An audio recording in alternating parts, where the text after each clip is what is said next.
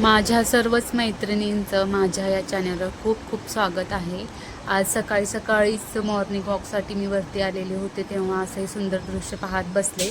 आज गुरुवार होता, आज उपवासाचा दिवस, खूप स्पेशल दिवस सर्व स्वामी भक्तासाठी असतो, तसा माझ्यासाठीही होता. मस्त असं छान वातावरणामध्ये थोडा वेळ राहिल्यानंतर मन खूप प्रसन्न वाटतं.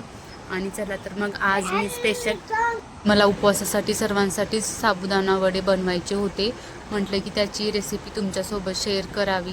असं छान सुंदर वातावरणामध्ये थोडंसं राहून म्हणजे फिरून गेलं ना सकाळी सकाळी खूप मनाला समाधानी वाटते. माझे सर्व कामं आवरून मी आता किचनमध्ये जाते. किचनमध्ये असं मस्त आज वड्याचा बेत होता.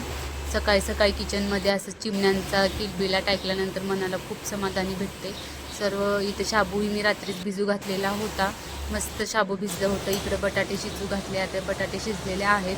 ते थंड होईपर्यंत आपण हिरव्या मिरचीचा ठेचा बनवून घेऊ, जे की आपल्याला साबुदाणा वड्यामध्ये ॲड करायचा आहे.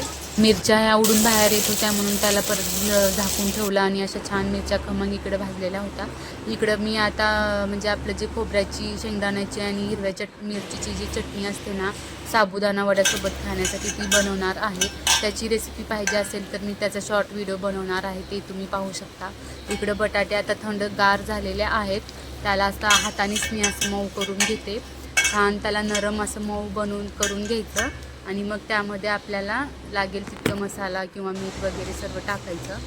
मसाला म्हणजेच की शेंगदाणे, भिजवलेले शाबू, मीठ आणि वरून मी कोथिंबीर टाकणार आहे आणि हिरव्या मिरचीचा ठेचा टाकून घेते आता सर्वच इथं.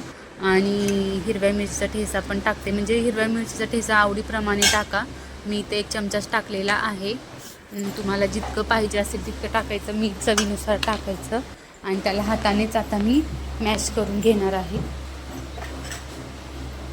हाताने याला मस्त असं म्हणजे जसं आपण पीठ मळतो ना तसं छान मळून घ्यायचं.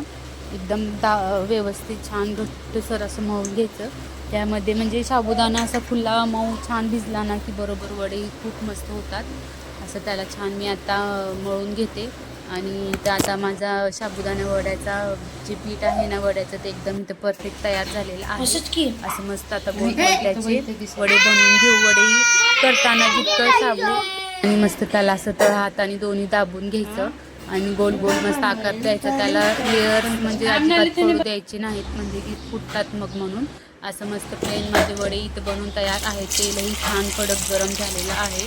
आता तेलाची गॅसची जी फ्लेम असते ती मीडियम ठेवायची, जास्त हाय करायचं नाही, म्हणजे वडे आपले करपतील आणि आतून कच्चेच राहतील. असं छान मंद आचेवर व्यवस्थित तळून घ्यायचं, म्हणजे कुरकुरीतही होतात आणि व्यवस्थित आतमधूनही तळले जातात. असं छान कलरही येत आहे आणि दिसायला एकदम सुंदर दिसत आहेत वडे. असे मस्त थोडा वेळ लागतो, 5-10 मिनिट, म्हणजे 5 मिनिट आरामात त्याला व्यवस्थित तळू द्यायचं, म्हणजे छान खमंग आतून बाहेरून व्यवस्थित तळले जातात वडे. असे मस्त माझे आता कलरही छान आलेला आहे. आजची ही रेसिपी आवडला असेल वडे तर लाईक नक्की करा आणि चॅनलला सबस्क्राईब पण करून घ्या. अशी मस्त आता वडे तळून आहेत. याला नाश्त्यासाठी कलरही एकदम सुरेख आलेला आहे. असे मस्त ऑइल फ्री म्हणजे तळून एकदम हे झालेले आहेत. असं मस्त प्लेटही सजवून घेतलेलं आहे. मस्त आजचे वडेही छान झालेले आहेत. चला तर मग भेटूया नेक्स्ट व्हिडिओमध्ये. तोपर्यंत बाय अँड टेक केअर.